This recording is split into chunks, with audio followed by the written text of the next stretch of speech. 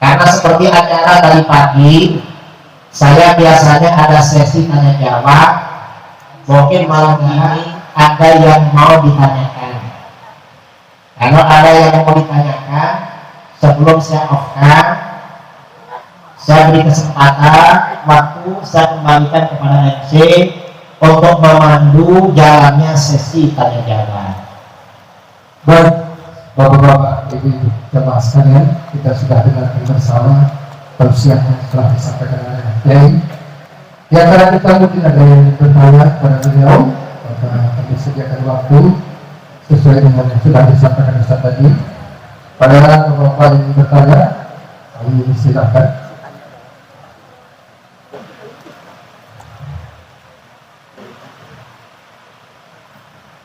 Bismillahirrahmanirrahim. Assalamualaikum warahmatullahi wabarakatuh. Terima kasih telah memberikan kesempatan kepada kami untuk bisa bertanya. Di keperluan ini ada istiadat. Yang pertama itu baca takbir. Bacaan takbir itu ketika mayat sudah dikuburkan itu minta sumbernya dari mana.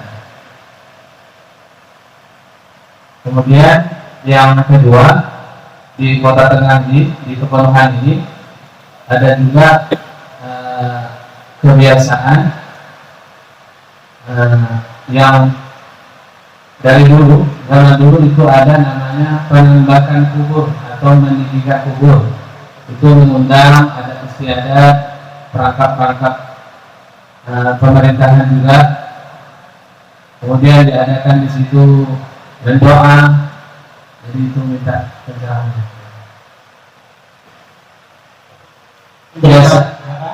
Biasanya itu dilaksanakan 100 hari atau 1000 hari memperingati daripada acara penambakan kubur. Yang pertama, kalau talqin itu dasarnya hadis. Hadis dari Abu Umamah radhiyallahu anhu, riwayat Imam At-Tabrani. Sebagian ulama mengatakan hadis hasan, sebagian mengatakan dhaif. Tapi sepakat mengamalkan itu. Dan kata Imam Ibnu Qayyim al-Jauziyah dalam kitab Al-Ruh, di mana-mana orang dikubur ditalqin. Jadi itu ijma pengamalan kaum muslimin. Jadi ijma. Ya baru-baru ini ya, sekarang ini baru ada orang nggak mau talqin. Padahal gurunya mereka yang nggak mau talqin ini kan orang Wahabi atau orang Salafi Wahabi. Ulama yang menjadi panutan mereka, Syekh Ibnu Qayyim al-Jauziyah dalam kitab Al-Ruh itu menganjurkan bacaan talqin. Karena itu bermanfaat, berguna. Jadi ketika ruh ini dicabut oleh malaikat maut, lalu oleh malaikat yang bertugas langsung dibawa ke atas. Kalau ini orang beriman dibawa ke langit pertama sampai ke langit ke-7 lalu sampai ke Arsy. Kalau orang kafir sampai ke langit pertama dipukul oleh malaikat jatuh ke dalam bumi. Kalau orang beriman sampai ke Arsy lalu turun lagi ada di atas jenazahnya. Dan ruh ini melihat siapa keluarganya yang memandikan, tetangga, kawan-kawannya yang mengkafankan, mensolatkan. Lalu dibawa ruh ini ada di atas jenazahnya ketika dibawa ke kuburan. Setelah ditaruh di kuburan, kuburannya ditutup dengan tanah, ruh ini kembali lagi, masuk lagi. Kemudian oleh malaikat Munkar Nakir didudukkan. Kata para ulama, ruh yang ada di dalam kubur, badannya ini bisa bergerak dari perut ke atas. Perut ke bawah gak bisa bergerak, mungkin takut lari. Kira-kira begitu. Tapi pikiran saya lagi kita begitu. lalu duduk, dan ini mendengar suara-suara yang ada di atas. Tajam pendengarannya. Makanya ketika ditalkin itu tahu. Itu perlunya talkin. Jadi masuk akal kalau dibacakan talkin, biar dia ingat lagi jawaban yang akan disampaikan kepada pertanyaan malaikat. Jadi memang dianjurkan. Kemudian setelah ditalkin biasanya akan didoakan ya. Kemudian setelah didoakan yang afdal itu dibacakan tahlil. Mengapa dibacakan tahlil? Kalau itu sunnah memang. Tahlil itu sunnahnya dibuat. Dalam hadis riwayat Imam Ahmad, riwayat Al-Baihaqi, Al-Hakim, At-Tirmidzi, ketika sahabat Sa'ad bin Mu'adz meninggal dunia, Rasulullah SAW bersama para sahabat ramai-ramai pergi takziah.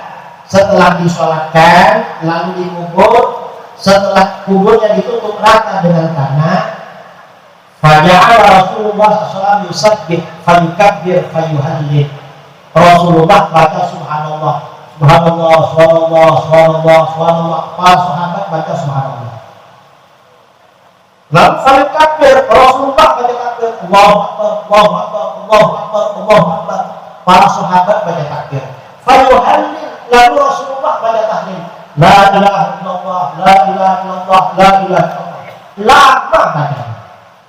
Selesai baca itu, sebagian sahabat bertanya, ya Rasulullah, ma'alaka tusabbihu fatukabbir.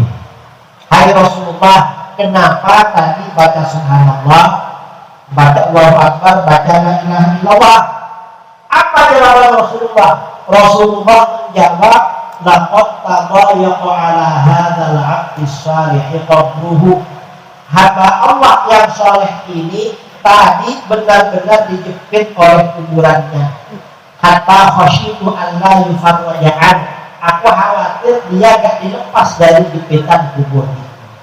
Karenanya aku bacakan zikir hatta farrajallahu an, hingga Allah melepasnya dari jepitan kubur. Artinya apa? Mestinya bukan cuma talqin, tahlilnya sekalian. Mengapa? Agar kalau dijepit oleh alam kubur segera dilepas oleh munkar nakir. Kita demo dengan bacaan zikir. Ini sunnah salah. Jadi ada bahasa, bukan ada dalilnya. Ini pertanyaan yang pertama. Terus pertanyaan yang kedua apa tadi? Setelah dapat beberapa hari, kuburan itu tanahnya ditinggikan lagi. Gak apa-apa seperti itu. Itu kan tradisi aja. Kalau di dalam kitab-kitab itu, yang di dalam kitab-kitab tradisi di Mekah, kalau ada orang meninggal, keluarganya bikin sedekah makanan selama 7 hari. Mengapa 7 hari? Karena pemeriksaan oleh malaikat munkar nakir itu 7 hari 7 malam. Orang mati itu besok diinterogasi oleh malaikat 7 hari 7 malam. Karenanya sedekah makan 7 hari 7 malam. Lalu hari ke-20, hari ke-40 ya, hari ke-100, hari ke-1000, haul tiap tahun. Kalau haul tiap tahun itu dasarnya hadis riwayat Ibnu Jarir dalam tafsirnya, juga riwayat Al-Waqidi dalam At-Tarikh ya, juga riwayat yang lain. Karena Rasulullah SAW ya'ti kubur syuhada ala ra'si kulli haulih. Rasulullah itu selalu datang ke makam para syuhada setiap permulaan haul. Makanya orang mati ini dasarnya. Permulaan haul Rasulullah ziarah. Setelah Rasulullah wafat, wa kana Abu Bakar yaf'aluhu. Sahabat Abu Bakar melakukan. Abu Bakar wafat, Sayyidina Umar melakukan. Sayyidina Umar wafat, Sayyidina Utsman melakukan. Sayyidina Utsman wafat, Sayyidina Ali gak sempat melakukan. Mengapa? karena beliau istana dipindah ke Irak dan umat Islam waktu itu terjadi perang saudara, gak sempat bikin acara. Itu dasarnya tahun. Kemudian masalah tanah ditinggikan lagi itu gak pakai. Mengapa itu panjang kalau di situ ada kuburan? Dan mungkin nanti kalau ada keluarganya meninggal dikubur di situ juga. Karena berkumpul satu keluarga itu bagus, dianjurkan. Mengapa? Agar terjalin silaturahmi. Kalau anak cucunya ziarahnya ke situ juga, ente sama kenal loh. Kamu cucunya itu juga, iya. Untuk silaturahmi. Jadi gak apa-apa menaikkan kuburannya. Wallahu a'lam. Ada lagi? Masih bisa, ya? Boleh. Silakan. Ada yang masih bertanya? Silakan.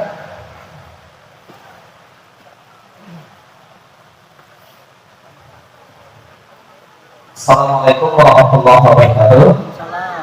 Alhamdulillah, Allahumma sholli ala sayyidina Muhammad wa ala alihi ajmain. Yang pertama, Pak Kiai, mohon diberi pencerahan ataupun kemanfaatan material tentang akidah Ahlus Sunnah wal Jamaah yang disingkat dengan Aswaja.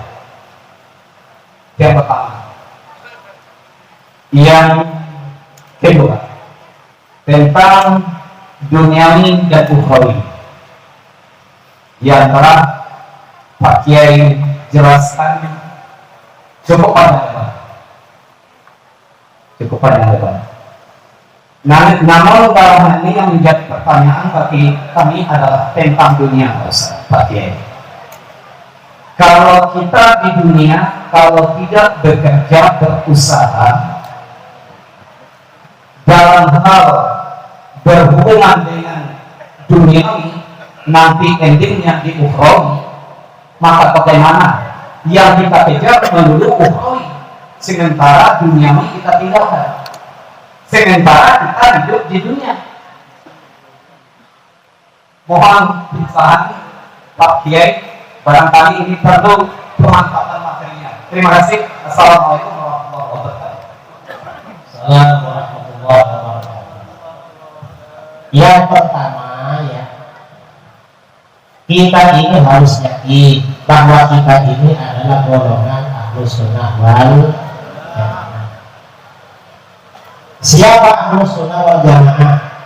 Sabda Rasulullah SAW, umat Islam ini akan pecah menjadi 73 golongan. Yang 72 akan terjun ke neraka. Satu golongan yang akan selamat dan masuk surga. Siapa satu golongan yang selamat itu? Satu versi Rasulullah menjawab, ma'ana alaihi wa ashabi, golongan yang mengikuti ajaranku dan ajaran sahabatku. Nah, golongan yang mengikuti ajaran Nabi dan ajaran sahabat ini disebut apa? Disebut Ahlus Sunnah wal Jamaah. Sunnah itu artinya sunnah Rasul, jamaah itu artinya jamaah para sahabat. Dalam hadis lain, ketika Rasulullah ditanya siapa golongan selamat, beliau menjawab as-salatul aqdam, golongan mayoritas umat Islam. Berarti kalau begitu, gabungan dari dua versi ini, Ahlus Sunnah wal Jamaah itu yang benar adalah golongan mayoritas. Berarti kelompok minoritas yaitu Salafi Wahabi walaupun mengaku Ahlus Sunnah wal Jamaah, berarti bukan Ahlus Sunnah wal Jamaah. Mengapa? Karena mereka minoritas. Apakah Salafi Wahabi mengikuti sunnah Rasul? Gak ikut. Gak ikutnya di mana? Al-Quran dan Rasulullah SAW memberikan jaminan umat Islam mayoritas mereka tidak akan terjerumus dalam kesyirikan. Itu jaminan dari Rasulullah. Ternyata Salafi Wahabi mensyirikkan dan mengkafirkan mayoritas umat Islam. berarti tidak sesuai dengan sunnah Rasul. Mengapa disyirikkan oleh Wahabi?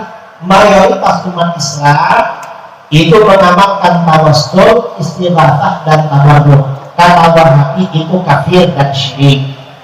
Padahal tawassul, istighatsah dan tabarruk itu ajaran Al-Quran dan ajaran sunnah Rasulullah SAW. Berarti Wahabi gak sesuai dengan Al-Quran dan hadis. Jadi itu ajaran. Jadi kita ini Ahlus Sunnah wal Jamaah. Ahlus Sunnah wal Jamaah akidahnya tentang ketuhanan mengikuti konsep sifat wajib 20 bagi Allah. Kalau Salafi Wahabi akidahnya mengikuti konsep tauhid dibagi tiga: tauhid rububiyah, tauhid uluhiyah, tauhid asma wa sifat. Dan itu bertentangan dengan Al-Quran dan hadis, sangat bertentangan. Karena kita harus yakin bahwa kita ini adalah golongan Ahlus Sunnah wal Jamaah. Salafi Wahabi bukan Ahlus Sunnah wal Jamaah. Ini yang pertanyaan pertama. Pertanyaan kedua, saya itu tadi dalam ceramah saya urusan akhirat dan dunia tidak mengajak kita kerjanya. Walaupun kerja, tapi niatnya jangan lupa untuk kepentingan akhir. Jangan dunia terus dipikirkan. Karena kalau nggak ada yang kerja sama sekali, nggak bisa bikin tabligh akbar. Siapa yang mau mengangkat sound system, yang mau pasang kain-kain di pinggir ini? Kan ini untuk orang bekerja. Kita ini bekerja ya bekerja, tetapi jangan lupa niatnya juga untuk akhir. Jangan untuk dunia terus, karena dunia ini hanya sementara. Yang abadi itu kehidupan akhirat. Ya gak apa-apa kerja di dunia. Makanya dalam hal itu dikatakan ikhtirafu ummati rahmatun. Perbedaan umatku ini rahmat dari Allah. Yang dimaksud perbedaan ini kata Imam Al-Baihaqi itu perbedaan profesi. Ada yang menjadi pedagang, ada yang petani, ada yang menjadi sopir, ada yang kuli bangunan, ada yang kuli angkat-angkat barang, ada apa lagi? Ada yang menjadi pejabat, menjadi ini. Jadi lengkap. Kalau orang ini gak beda-beda profesinya, susah juga kita hidup ini. Misalnya semuanya petani, gak ada yang beli hasil pertanian, sama-sama punya.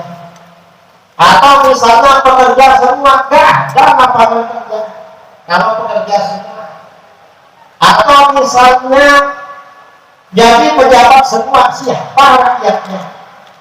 Jadi perbedaan profesi ini adalah rahmat dari Allah bagi kita. Kita itu bekerja ya bekerja, tapi niatnya untuk akhir. Jangan lupa itu. Itulah maksudnya. Baik, cukup satu sekali masih bisa jadi? Ya, terakhir.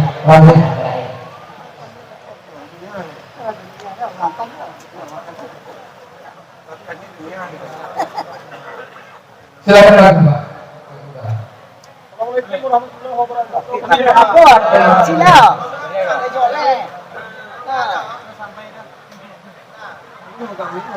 Assalamualaikum warahmatullahi wabarakatuh.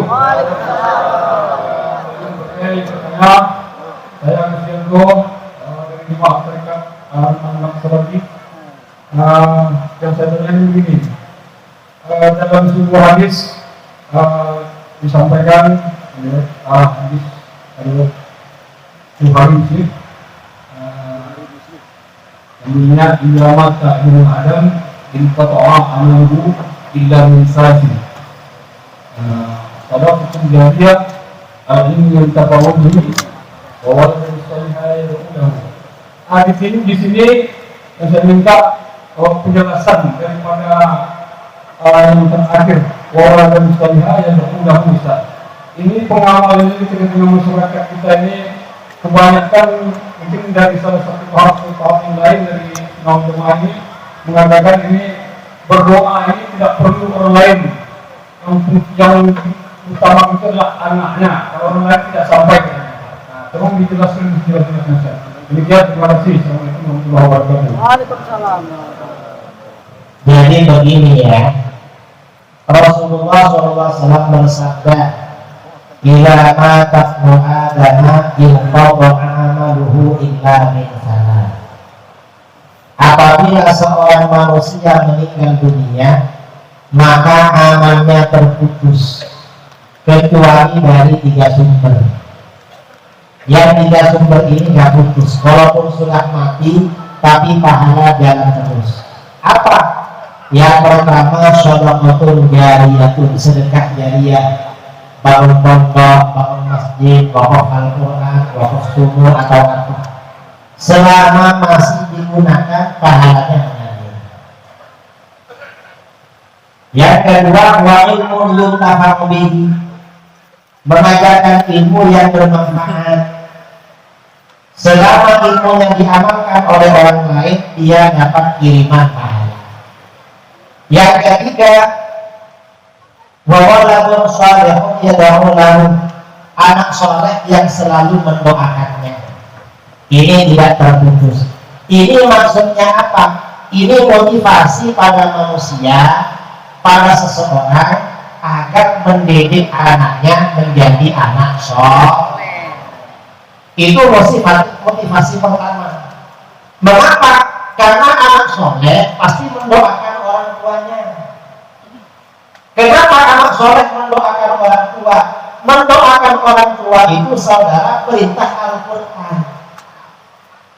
Di dalam Al-Quran Allah Subhanahu wa ta'ala berfirman, wa qadara rabbuka alla ta'budu illa iyyah wa bil walidayni ihsana imma yablughanna 'indaka al-kibara ahaduhuma aw kilahuma fala taqul lahumā uffin wa la tanharhumā wa qul lahumā qawlan karīmā waqfid lahumā janāha dhulli minar rahmati wa qul rabbirhamhuma kama rabbayani shaghira. Jadi dalam ayat ini mendoakan orang tua itu hukumnya wajib. Nah, kewajiban mendoakan orang tua itu berapa kali? Apa sekali? Kata sebagian ulama salaf, mendoakan orang tua sehari semalam 5 kali. Mengapa 5 kali? Karena perintah berbakti pada orang tua di dalam Al-Quran selalu digandeng dengan perintah beribadah kepada Allah. Beribadah kepada Allah sehari semalam kewajibannya 5 kali. Berarti mendoakan orang tua sehari semalam juga 5 kali. Artinya apa?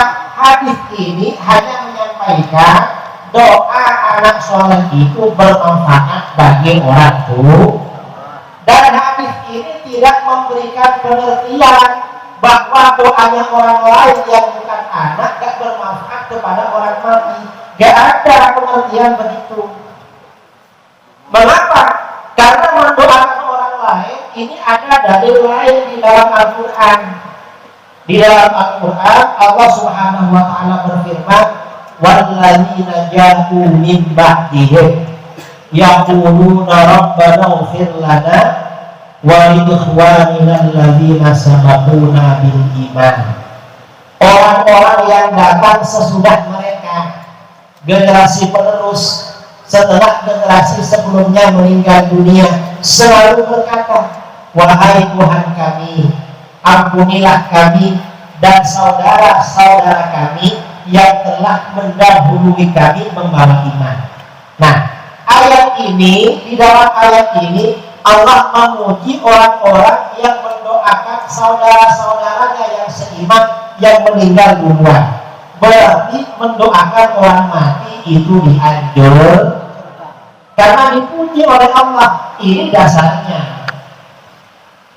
Dan ketika kita mendoakan ramai orang, itu kita agak rugi. Mengapa agak rugi? Kita ini mendoakan orang lain berarti bersedekah pada mereka. Karena dalam hadis hasan riwayat Imam At-Tabarani dalam kitab Ad-Du'a dari Anas bin Malik radhiyallahu anhu, Rasulullah SAW bersabda, "Man lam yakun lahu malun yatasaddaqu bihi falyastaghfir lil mu'minin fa innahu lahu shadaqah." Siapa yang tidak punya uang untuk disedekahkan, mau bagi-bagi uang kepada ramai orang yang ada uangnya, maka jangan khawatir. Gimana? Doakan orang-orang beriman karena itu sedekah. Jadi kita dianjurkan mendoakan orang lain karena itu berarti sedekah. Istighfar. Nah, berapa pahala sedekah mendoakan istighfar bagi orang lain? Dalam hadis lain riwayat Imam At-Tabrani dalam Musnadus Syamiyyin dari Anas bin Malik radhiyallahu anhu, Rasulullah SAW bersabda, "Man istaghfara lil mu'minin wal mu'minat kataballahu lahu bi kulli mu'minin wa mu'minatin hasanatan." Siapa yang memohonkan ampunan kepada Allah bagi orang-orang beriman laki-laki dan perempuan, maka Allah mencatat baginya setiap orang yang dia doakan dicatat satu pahala. Makanya orang tarekat ini paling banyak pahalanya. Amin Allahumma. Karena kalau ngumpul-ngumpul doa terakhir, Allahumma ghfir lil muslimin wal muslimat wal mu'minin wal mu'minat al ahya'i minhum wal amwat. Ya Allah, ampunilah orang-orang Islam laki-laki dan perempuan, ampunilah orang-orang beriman laki-laki dan perempuan, baik mereka yang masih hidup maupun yang sudah meninggal dunia.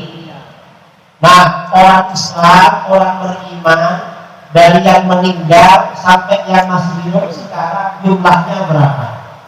Gak bisa diri. Baca doa seperti itu dapat pahala sebanyak mereka. Makanya kasihan orang Wahabi, gak mau mendoakan orang lain, minim pahalanya. Sudah pahalanya minim, merasa hebat lagi, merasa banyak pahala. Itulah kasihannya orang Wahabi. Saya kira itu ya. Dari pondok pimpinan pondok tempat pertanyaan satu. Boleh. Assalamualaikum Pak Kiai. Tadi pagi saya tanya juga dan apa nanya. Dan ini pun tanya juga apa juga dan apa nanya. Tapi permintaan berbeda. Jawab yang karena yang tadi jawab. Satu lagi, ini ada pemahaman dari bagi masyarakat pendidikan salaf itu katanya salafi. Apa perbedaan salaf dengan salafi? Ini orang katakan salaf itu salafi juga. Kira-kira peran itu supaya masyarakat kita jelas paham. Terima kasih. Assalamualaikum warahmatullahi wabarakatuh. Kalau dulu pondok-pondok pesantren yang mengajarkan kitab kuning itu disebut pondok salaf. Mengapa? Karena mengajarkan kitab-kitab ulama dulu. Setelah Wahabi berkembang, mereka menggunakan nama Salafi. Sebenarnya mengapa mereka pakai nama Salafi? Wahabi ini merasa malu dengan nama Wahabi. Karena kalau disebut Wahabi, ketahuan kalau mereka ajaran baru. Namanya ajaran baru berarti kan ajaran sesat. Karena Wahabi ini kan berdiri baru 200 tahun, sedangkan Islam berdiri sudah 1400 40 lebih. 44 itu kata Rasulullah hijrah ke Madinah. 13 tahun sebelumnya kan di Mekah. Berarti kan Islam ini usianya 1457. Hah? Sekarang ini 1444 tambah 13 57 kan. Jadi usia Islam ini 1447. Wahabi usianya 200 tahun. Loh, berarti sesat ini. Karena apa? Karena merasa malu ketahuan kalau sesat, akhirnya pakai nama salaf. Apa salaf? Salaf ulama salaf, ikut ulama dulu. Gak betul, ini hanya nama. Yang salaf yang kita ini sebenarnya. Cuma kita gak pakai nama. Mengapa kita yang asli? Kalau yang asli gak perlu pakai nama. Makanya Wahabi disebut salafi. Salafinya berarti singkatan. Salafi artinya salafi. Jadi salah pikiran mereka. Mereka ajaran baru. Kalau kita ini ajaran lama. Karena kita dalam fikih ikut Imam Syafi'i. Beliau salaf. Akidahnya ikut Imam Asy'ari. Imam Asy'ari ikut salaf. Tasawufnya ikut Imam Junaid Al-Baghdadi. Salaf juga. Kita ini yang salah sebenarnya. Wahabi itu barang-barang. Karenanya mereka bilang taklim sesat bid'ah. Loh, kok sesat itu Rasulullah yang mencontohkan? Berarti Wahabi salafi memang ajaran baru semua saudara. Karena baru mereka kasih label salafi. Sama dengan orang jual madu. Madu itu kalau di luar ada tulisan madu asli, biasanya orang curiga, loh kok dikasih asli itu? Curiga orang. Tapi kalau nggak ada tulisan asli, misalnya madu Riau, ini asli. Karena nggak ada tulisan aslinya. Saya kira seperti itu ya. Dan saya ini tadi menerangkan anak kita perlu mondok, tapi jangan salah. Karena sekarang ini Salafi Wahabi bikin pondok juga. Kalau pondok harus masuk ke pondoknya Ahlus Sunnah wal Jamaah. Mengapa? Kalau anak saudara masuk ke pondoknya Wahabi, sebentar lagi anak saudara jadi anak durhaka pada orang tua. Kalau masuk ke pondoknya Salafi Wahabi, berarti calon anak durhaka. Betul? Betul? Ini pengalaman di mana-mana, maaf ya terakhir. Ini saya ceramah di Kabupaten 7 Unang-Unang Sulawesi Tengah. Saya bilang, punya anak jangan dimasukkan di sekolahnya Wahabi, nanti jadi anak durhaka. Selesai ceramah, Ustadz yang ada di sana lapor pada saya, betul Pak Kiai, kawan saya kelas 1 SD dipindah ke sekolah Wahabi. Dalam 6 bulan dia bilang sama ayahnya, ya ayah ini sesat loh. Mengapa? Ayah tadi malam ikut tahlilan. Dapat beberapa hari bilang lagi sama ayahnya, ya ayah ini kok masih sesat. Kenapa? Ayah tadi malam ikut maulid Nabi. Kalau ada anak berani bilang sesat sama bapaknya, kira-kira itu anak durhaka apa anak berbakti? Itu masih hidup setelah ayahnya meninggal dunia. Ini kejadian di Sulawesi. Ayahnya dibawa ke pemakaman, anaknya sudah dewasa. Ketika akan dibacakan talqin, anaknya marah-marah, jangan baca talqin, ini sesat. Ternyata keluarga yang lain dan masyarakat tetap baca talqin. Karena tetap dibacakan talqin, anak ini bersama 2 orang kawannya meninggalkan tempat pemakaman itu sambil tertawa terbahak-bahak, tidak ada sopan santun sama. Dasar anak durhaka. Kalau anaknya ini Ahlus Sunnah wal Jamaah, ayahnya dikubur siang hari, malamnya bikin taklilan, bikin sedekah, bermanfaat bagi orang tua. Kalau anaknya Wahabi, gak ada tahlil, gak ada sedekah, dasar anak durhaka. Dari waktu ke waktu, kalau anaknya ini Ahlus Sunnah wal Jamaah, ziarah ke makam orang tua, membaca surat Yasin, membaca Al-Quran, baca tahlil, ini namanya anak berbak. Tapi kalau anaknya ikut Wahabi, dalam perjalanan waktu gak akan datang ke kuburan orang tuanya, dasar anak durhaka. Jadi walaupun anak kita ini mau mondok, jangan salah pilih. Jangan mondok di pondoknya Salafi Wahab, mondok di pondoknya Ahlus Sunnah wal Jamaah. Ya di sini tempatnya, di sini. Ini Ahlus Sunnah wal Jamaah. Mungkin di tempat lain ada juga. Saya kira itu pertanyaan terakhir tadi, mudah-mudahan bermanfaat. Mudah-mudahan Allah mengabulkan hajat-hajat kita semuanya. Mudah-mudahan Allah mengampuni dosa-dosa kita, mengampuni dosa-dosa keluarga kita, mengampuni dosa-dosa guru-guru kita, mengampuni dosa-dosa orang-orang yang kita cintai. Amin Allahumma. Saya minta tolong bacakan Fatihah ya, karena tadi pagi saya ditelepon oleh orang tua saya, paman saya meninggal dunia tadi pagi.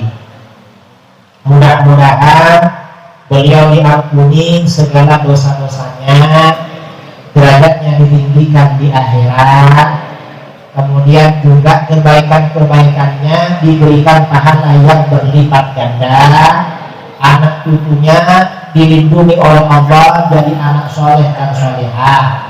Amin Allahumma amin. Ala hadhihi niyyah al-Fatihah. A'udzu billahi minasyaitonir rajim. Bismillahirrahmanirrahim. Alhamdulillahirabbil alamin. Arrahmanir rahim. Maliki yaumiddin. Iyyaka na'budu wa iyyaka nasta'in. Ihdinas shiratal mustaqim. Shiratal ladzina an'amta 'alaihim ghairil maghdubi 'alaihim waladdallin. Amin. Sekian dari saya, kurang lebihnya mohon maaf yang sebesar-besarnya. Wal afu minkum. Assalamualaikum warahmatullahi wabarakatuh.